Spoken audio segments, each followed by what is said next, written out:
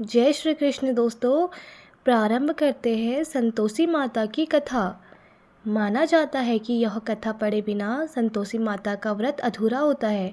संतोषी माता व्रत की पौराणिक कथा के अनुसार एक बुढ़िया थी। उसका एक ही पुत्र था। बुढ़िया पुत्र के विवाह के बाद बहू से घर के सारे काम करवाती, परंतु उसे ठीक से खाना नहीं देती थी। यह सब लड़का देखता, पर माँ से कुछ भी नहीं कह पाता। बहू दिन भर काम में लगी रहती, उपले थापती, रोटी रसोई करती, बर्तन साफ करती, कपड़े धोती और इसी में उसका सारा समय बीत जाता। काफ़ी सोच विचार कर एक दिन लड़का माँ से बोला, माँ मैं परदेश जा रहा हूँ। माँ को बेटे की बात पसंद आ गई तथा उसे जाने की आज्ञा दे दी। इसके बाद वह अपनी पत्नी के पास जाकर बोला, मैं परदेश जा रहा हूँ, अपनी कुछ निशानी दे दो। बहू बोली, मेरे पास तो निशानी देने योग्य कुछ भी नहीं है। यह कहकर वह पति के चरणों में गिरकर रोने लगी। इससे पति के जूतों पर गोबर से सने हाथों से छाप बन गई। पुत्र के जाने के बाद सास के अत्याचार बढ़ते गए। एक दिन बहू दुखी हो मंदिर चली गई। वहाँ उसने देखा कि बहुत सी स्त्रियाँ पूजा कर रही थी। उसने स्त्रियों से व्रत के बारे में जानकारी ली तो वे बोली कि हम संतोषी माता का व्रत कर रही है, इससे सभी प्रकार के कष्टों का नाश होता है।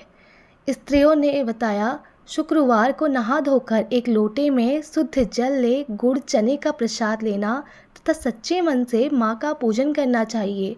खटाई भूल कर भी मत खाना और ना ही किसी को देना।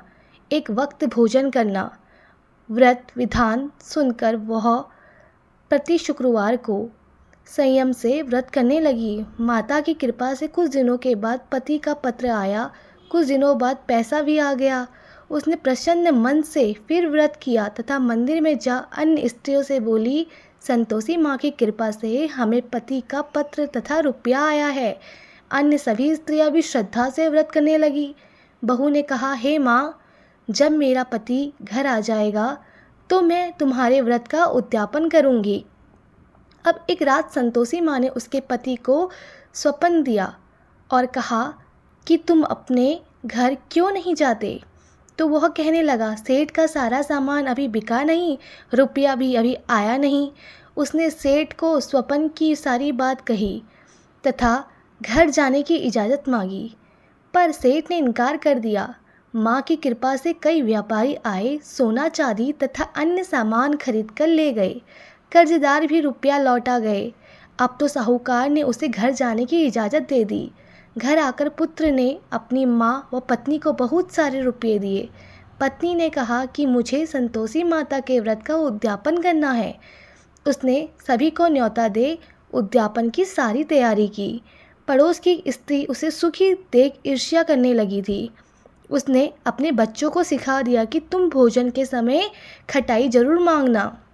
उद्यापन के समय खाना खाते खाते बच्चे खटाई के लिए मचल उठे तो बहू ने पैसा देकर उन्हें बहलाया। बच्चे दुकान से उन पैसों की इमली खटाई खरीदकर खाने लगे तो बहू पर माता ने कोप किया।